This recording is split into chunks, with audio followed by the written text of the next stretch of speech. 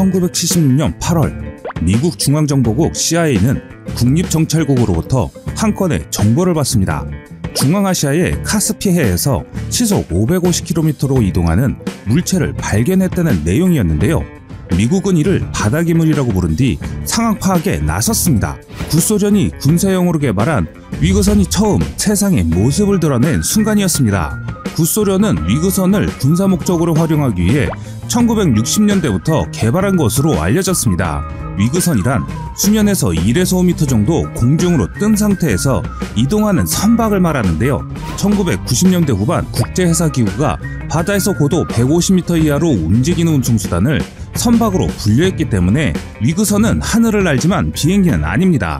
과학자들이 굳이 위그선을 만든 이유는 선박과 항공기의 장점을 모두 갖고 있기 때문입니다.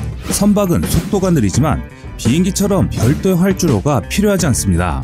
반면 비행기는 강력한 화력과 빠른 속도를 갖고 있지만 부대 시설이 많이 필요하다는 단점이 존재합니다. 하지만 위그선은 비행기처럼 빠른 속도로 이동하면서 활주로 같은 부대 시설이 필요하지 않는데요. 위그선은 헬리콥터와 비교해도 연료 소모량은 적고 적재량은 많은 것으로 알려져 있습니다. 업체 전문가의 말에 따르면 위그선은 대형 선박의 3분의 1에 불과한 건조 비용뿐 아니라 연료 효율성이 좋고 시속 180km 이상으로 이동이 가능하다라고 밝혔는데요. 위그선이 물 위를 빠르게 움직일 수 있는 이유는 지민 효과 때문입니다. 일반 비행기는 공중에 뜨는 양력을 만들기 위해 양 날개가 존재합니다. 하지만 앞으로 나아갈 때 공기와 날개가 부딪히면서 날개 주변으로 공기에 소용돌인 와류가 생겨나 마찰이 증가합니다. 반면에 수면이나 지면과 가까이 날게 되면 비행체와 지면 사이에 공기가 갇히는 현상이 발생하는데요. 비행체 아랫부분은 윗부분보다 상대적으로 공기의 밀도가 높아지면서 압력이 증가하기 때문에 공기 압력이 증가하면 날개에 발생하는 와류가 줄어들면서 비행 성능이 좋아집니다. 일반적으로 위그선의 경우 휘발유 200리터로 800km의 운항이 가능하다고 이야기합니다. 그만큼 연료 소모량이 동급 선박이나 항공기의 30에서 50%에 불과하다는 것인데요. 그렇기 때문에 위그선은 민가, 군과 같은 넓은 분야에서 쓰여질 것으로 예상됩니다. 전 세계 여객선과 보급선의 시장 규모는 연간 1조 원 수준으로 위그선은 이 중 15% 이상을 대체할 수 있을 것으로 예상됩니다. 하지만 이런 장점들과는 다르게 위그선을 상용화하는 것은 쉽지 않습니다. 선박 기술과 항만 기술이 융합된 위그선의 생명은 안정성인데 이를 확보하기가 어렵기 때문인데요. 하지만 그 어려운 일을 첫 발자취를 한국이 남겼습니다. 전 세계적으로 위그선을 개발과 판매에 성공한 기업은 우리나라의 아론이 처음인 것으로 알려졌습니다. 위그선은 지금까지 중국, 핀란드, 러시아, 미국, 독일 등에서 군사용으로 일부 건조되었으나 상용화된 적은 없는 것으로 알려져 있습니다. 한국은 지난 13년간 1,500억 원의 연구비를 투자하여 8인승용 위그선인 M80 모델 개발에 성공했고 해양수산부 안전검사 기준을 통과하여 세계 최초 성급 인증 위그선이 탄생하게 됐습니다. 위그선 관련 기술이 국내에 소개된 것은 1993년으로 거슬러 올라갑니다. 당시 한너 과학기술교류 사업을 통해 국내에 소개됐는데요. 지난 2002년 해양연구소는 국내의 한 벤처기업과 공동연구 끝에 4인승 규모의 레저용 소형 위그선 시험 운항에 성공했습니다. 당시 갈매기호로 명명된 이 위그선은 해면 2m 높이에서 시속 120km로 날아갈 수 있으며 연료 소모량은 일반 모터보트의 50%도 되지 않았습니다. 특히 날개에서 양력을 일으켜 공중에 떠서 고속으로 날아갈 수 있다는 점에서 비행기와 다를 바 없었는데요. 다만 차이가 있다면 비행기와는 달리 해면 효과를 최대한 활용한다는 것입니다. 해면 효과란 날개가 해면과 가까울 때 날개 밑의 공기는 바다 밑으로 들어갈 수 없기 때문에 날개와 바다 사이에 갇히는 현상입니다. 이 때문에 양력이 평소보다 더 많이 발생합니다. 사실 위그선은 해면 효과가 없다면 비행기처럼 떠 있는 것도 불가능합니다. 물론 비행기도 수면이나 지면 가까이 낮게 날게 되면 위그선처럼 해면 효과를 받기 때문에 날개에서 훨씬 효율적으로 양력이 발생합니다. 하지만 문제는 위그선처럼 비행기는 수상기나 비행정을 제외하면 물 위에 닿을 경우 매우 위험합니다. 이 말은 공중에 뜨는 기본 원리는 유사하지만 애초에 물 위를 다닐 수 있는 목적으로 설계된 위그선과 공중을 날아다니도록 설계된 항공기는 그 쓰임새가 다른 것이기 때문입니다. 일반적인 군사무기도 마찬가지입니다. 어떤 무기가 무슨 기능을 대체한다고 보기 좋게 포장을 합니다. 하지만 군사무기는 본연의 목적과 다른 기능을 갖게 개발한다면 어느 한쪽의 기능도 뛰어나지 않게 되는 것이 보편적입니다. 대부분의 겸용 기능을 부여하는 무기들은 궁여지책으로 만들어지는 경우가 많은데요. 가까운 예로 북한의 차기 전차인 선군호가 있습니다. 정전협정 체결 60주년을 맞아 북한군이 실시한 대규모 열병식에 등장한 일부 전차가 우리 군 당국의 주목을 받았는데요. 이 전차는 기존 북한군 일부 전차들이 장착하고 있던 휴대용 지대공 미사일 외에도 기존 전차에는 없던 대전차 미사일 2기를 포탑 주위에 장착하고 있었기 때문인데요. 이 대전차 미사일은 AT-4 계열로 추정됐는데 AT-4는 길이 1m, 직경 120mm로 최대 사거리는 2.5km입니다. 장갑차 아닌 전차 외부에 대전차 미사일을 장착하는 것은 서방 세계에선 찾아보기 힘든 일입니다. 그런데 이 사진을 접한 우리 군 전문가들은 환하게 웃을 수밖에 없었습니다. 이는 전차 포탄의 파괴력이 우리 군 전차에 비해 뒤떨어지는 북한군 전차의 약점을 보완하기 위한 전략 중 하나였기 때문입니다. 군 전문가가 아닌 일반 사람의 시각으로 봤을 때 전차의 겉면에 최신의 미사일을 전차에 주렁주렁 달고 있으면 뭔가 일반 전차보다 좋아 보인다 라고 생각하실 것입니다. 하지만 앞에서 설명드린 것 같이 주요 사용처가 아닌 곳에 사용이 되는 무기체계는 그만큼 성능이 떨어진다는 뜻이기도 합니다.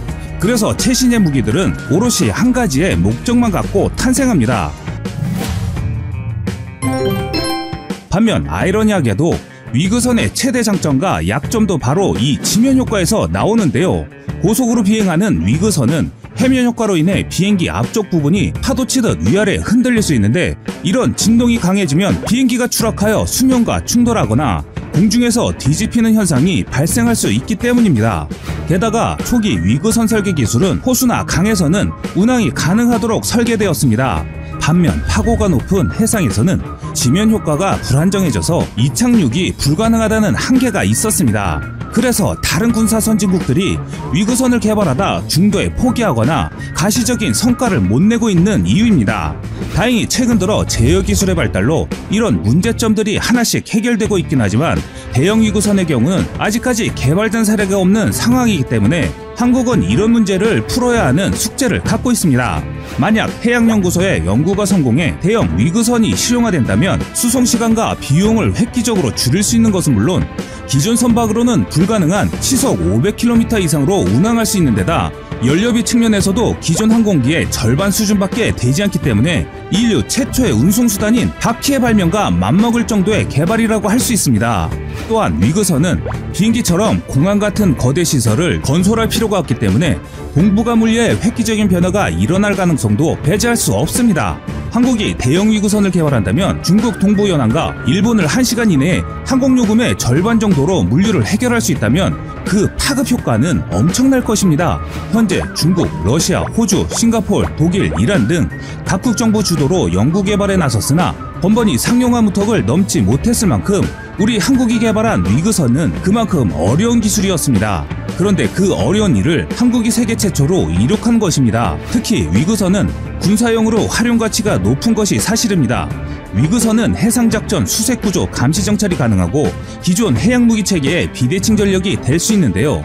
잠수함 작전용 헬기인 링스의 경우 구매 비용만 700억 원을 상회하고 1시간 운용 비용만 500만 원가량으로 알려져 있습니다.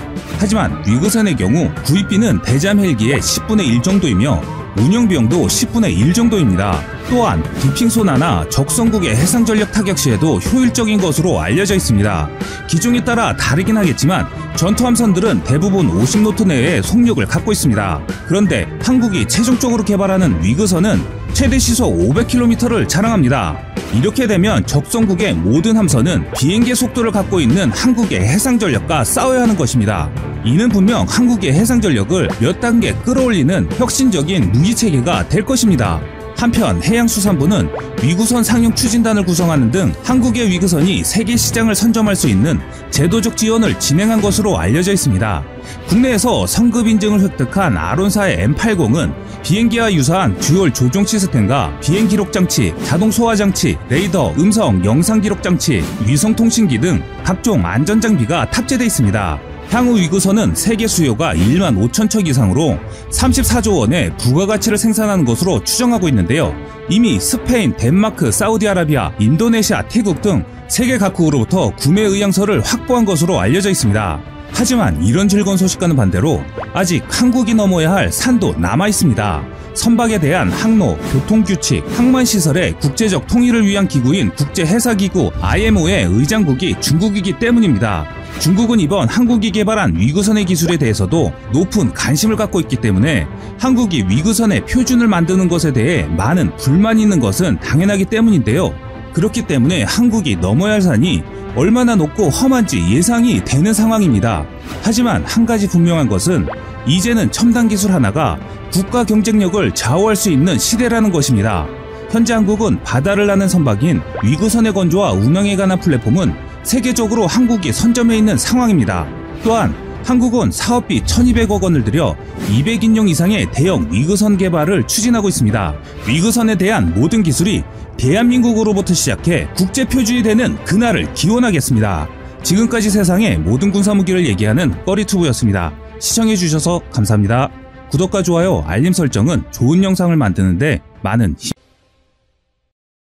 지난 7월 증시에 눈길을 끄는 공시가 나왔습니다. 하나그룹이 주 하나의 방산사업 일부를 분사한다는 것이었는데요. 내용은 이렇습니다. 하나는 방산 부문의 분산탄 사업을 물적 분할해 신설법인 즉 코리아 디펜스 인더스트리를 11월 2일 설립한다고 공시한 것인데요. 시장에서는 하나가 사업 분할 뒤 매각을 시도할 가능성이 높다고 전망하고 있습니다. 분산탄 사업 보유만으로도 그룹사 전체에 직간접적인 악영향을 끼친다는 것이 그 이유였죠. 한국화약이 전신인 하나는 1974년 정부의 자주국방 정책에 따라 방위산업체로 지정된 이후 완성탄 전문 제조업체로 성장했습니다. 현재 분산탄 사업이 전체 매출에서 차지하는 비중은 1%대로 미미한 수준입니다. 하지만 분단 국가라는 상황 등 여러 가지 대내외적인 이유로 사업을 유지정이었죠. 하지만 글로벌 시장에서는 분산탄을 향해 따가운 눈초리를 보내고 있었습니다. 최근 들어 글로벌 진출을 늘리고 있는 하나그룹은 하나에 달린 비윤리 기업 꼬리표에 부담을 느끼고 있었습니다. 바로 하나가 분산탄 사업을 분리한 이유입니다. 하나는 네덜란드 NGO 팍스가 선정한 위험 군수업체 블랙리스트 7개사 중 한 곳이죠. 유럽의 경우 국가법으로 분산탄 업체 투자를 규제하거나 공적 연금의 운영을 금지합니다. 그럼 분산탄이 뭐길래 이런 압박을 받는 것일까요? 확산탄으로도 불리는 분산탄은 파편이나 자탄을 뿌려 밀집 지역의 적을 공격하는 무기입니다. 하나의 큰 폭탄 내부에 300개 이상이 소형 폭탄이 장착되는데 일의 폭발로 축구장 3개 넓이의 면적 안에 있는 인명과 시설에 무차별적인 피해를 입힐 수 있는데요. 자탄이 넓게 퍼져나가면서 광범위한 지역을 초토화시키는 무기입니다. 하늘에서 자탄 수백 발이 떨어지는 모습 때문에 강철비라고 불리기도 합니다. 영화 제목으로도 쓰였죠. 분산탄은 순항 미사일이나 유도탄이 탄두에 센서 등 각종 복잡한 기기가 들어가는 것과는 달리 구조가 단순해 단가도 비교적 저렴합니다. 살상 면적은 최대 6,900평에 이르기도 합니다. 표적을 정하고 목표물을 타격하는 순항 미사일의 폭발 범위가 약 300평 안팎인 것과 비교하면 수십 배 차이가 나죠.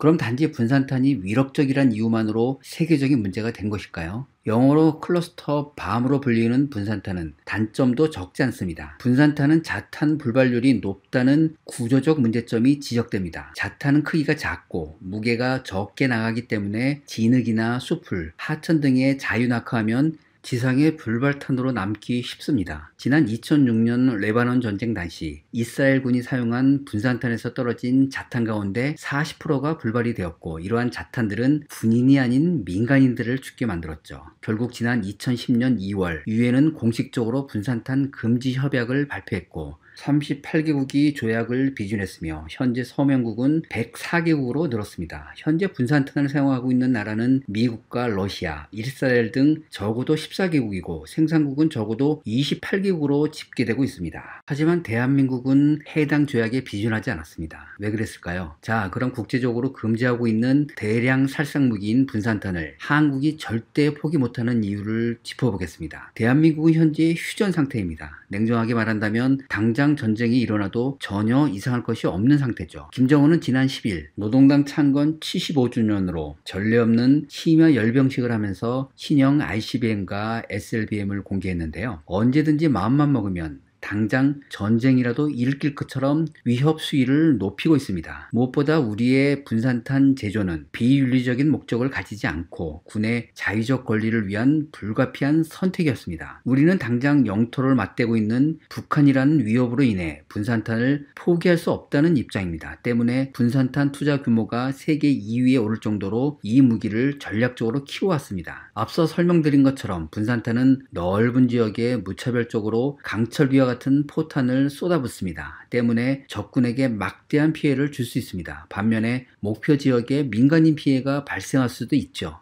때문에 국제적으로 분산탄의 생산 또는 비축을 금지하는 오슬로 협약에 많은 나라들이 가입하고 있고요. 하지만 이런 나라들은 주변국보다 압도적인 군사력을 보유한 국가들이거나 한국처럼 전쟁 가능성이 없는 나라들이죠. 미국, 중국, 러시아, 이스라엘, 인도, 파키스탄, 북한이 이 협약을 체결하지 않은 상태입니다. 북한의 군사력은 핵무기를 빼고 얘기하더라도 위협적입니다. 군사수가 119만 명에 이르며 유사시 200만 명에서 300만 명까지 전선에 즉각 투입할 수 있는 것으로 알려지고 있습니다. 특히 장사정포를 비롯해 전차, 장갑차는 숫자로 대한민국의 2배 정도에 이르는 전력을 지니고 있습니다. 바로 대한민국이 분산탄을 보유할 수밖에 없는 배경입니다. 김정은은 집권 직후 북한군의 한반도 전면전에 상정한 작전계획 수립을 지시했으며 2012년 8월 열린 노동당 중앙군사위원회 확대회에서 이른바 7.1 전쟁으로 전해지는 작전계획을 승인한 것으로 알려지고 있습니다. 현재 기습 전략에 따라 북한은 첫째, 전방 북한 한계선 일대나 서북도서 지역에서 아군 함정을 공격하거나 백령도, 연평도 등의 포격을 가하고 공기부양정과 항공기 등을 이용해 섬을 점령하는 등의 기습적인 국지 도발을 걸어오고, 둘째, 장사정포와 방사포 등 포병이 일제 사격을 시작하면서 전면적으로 확대하면서 사격 후 전방 4개 전연군단과 제2, 제3, 제8을 구성하는 후방 예비부대가 대대적인 공격작전에 나서며, 셋째, 미국의 증원 전력이 시애틀 기지에서 고속 수송선에 적재되어 부산항에 도착하려면 약 15일에서 20일가량 소요되는데, 이 전략이 도착하기 전에 부산을 점령하고 종전을 선언한 뒤 협상에 나선다는 전략인데요. 특히 개전 초기에 선제 공격을 당했을 경우 수도권 이북 지역은 말 그대로 남북한 전력의 집중으로 초토화가 될 수 있죠. 이런 상황을 만들지 않기 위해서는 개전 초기에 북한군의 전력이 우리 민간인 거주 지역까지 세도하기 전에 반드시 방어를 해야 합니다.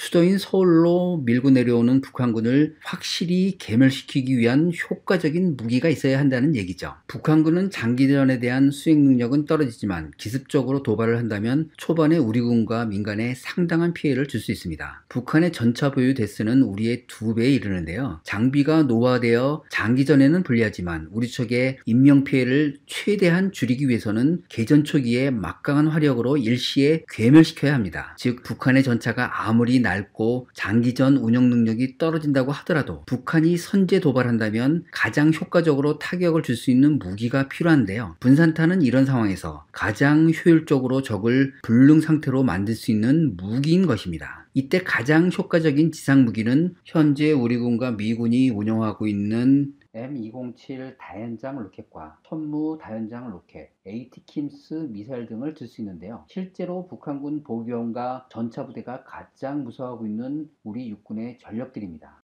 이런 전력들은 우리가 선제 공격을 당했을 때 적의 원점 또는 2차 공격이 예상되는 지역의 전투기를 이용해서 최단 시간에 효과적으로 타격을 가할 수 있습니다. 그리고 비행장, 기갑부대, 사단 등 북한군의 화력이 집중된 곳을 분산탄 몇 발로 효과적으로 북한군을 전투불능 상태로 만들 수 있기 때문에 지금의 한국에는 꼭 필요한 무기라고 생각합니다. 시간을 2020년 6월로 돌려보겠습니다. 경북 울진군 죽변해역에서 육해공군 합동화력훈련이 있었습니다. 우리 군은 1시간 동안 포탄을 퍼부었습니다. 이날 훈련의 마지막은 국산 무기체계인 육군의 다연장 로켓 천무가 장식을 했습니다. 다연장 로켓은 여러 발의 로켓탄을 상자형의 발사대에 수납해 동시에 발사할 수 있죠. 차량에 싣거나 견인하기 때문에 기동성이 우수합니다. 짧은 시간에 강력한 화력을 목표 지점에 집중적으로 쏟아부을 수 있어 개전 초 군사적 우위를 점할 수 있는 무기체계로 평가받습니다. 특히 우리 군의 천무는 북한의 장사정포 위협에 대응하는 대화력전 핵심 무기체계입니다. 천무는 기존 육군에 배치된 다연장 로켓에 비해 정확도와 사거리를 크게 개선한 것이 특징입니다. 단발 또는 연속으로 12발의 로켓을 쏠 수 있는데 최대 사거리는 80km에 달합니다. 천무의 가장 큰 특징은 하나의 플랫폼에서 다양한 탄종을 운용할 수 있다는 점입니다. 유도 로켓뿐만 아니라 무유도 로켓도 운용할 수 있습니다. 유도탄은 고폭탄과 분산탄으로 구분되는데 고폭탄은 목표물 반경 15m를 벗어나지 않아 정밀 타격이 가능합니다. 분산탄은 300개의 자탄을 쏟아내 축구장 3개 넓이 면적을 일시에 초토화하는 막강한 위력을 자랑합니다. 또 무유도 로켓은 유도 로켓보다 사거리는 짧지만 살상 반경이 커 넓은 면적을 타격할 수 있습니다. 그러나 이 무유도 로켓은 국산화에 실패해 현재는 미국산 227mm 다연장 로켓을 사용하고 있는데요. 당초 미국 기술을 들여와 무유도탄을 개발할 계획이었지만 천무 체계에서 발사 시 불발률이 기준을 초과한다는 이유로 미국 측이 기술 이전을 거부한 것입니다. 이에 따라 우리 군은 천무 무유도탄 개발 프로젝트를 다시 진행하고 있습니다. 군 당국은 2007년 제117회 방위산업추진위원회에서 무유도탄 개발 업체도 선정한 바 있습니다. 이에 따라 다연장 로켓포 천무 분산탄 버전을 2021년까지 400억 원을 들여 개발하고 있습니다. 예정대로 체계 개발을 마치게 되면 내년 이후 전력화될 것으로 보입니다. 완전한 국산 무기체가 된다는 의미입니다. 한국은 현재 분산탄 금지 협약을 가입하고 싶어도 남북 분단의 휴전 상태에서는 어쩔 수 없는 상황입니다. 북한은 핵을 보유하고 있으며 지금도 ICBM과 SLBM, 원자력 잠수함 등 핵 전력을 계속 키워나가고 있는 실정이죠. 따라서 현재 국제 정세가 획기적으로 변하지 않는 이상 대한민국은 어쩔 수 없이 이런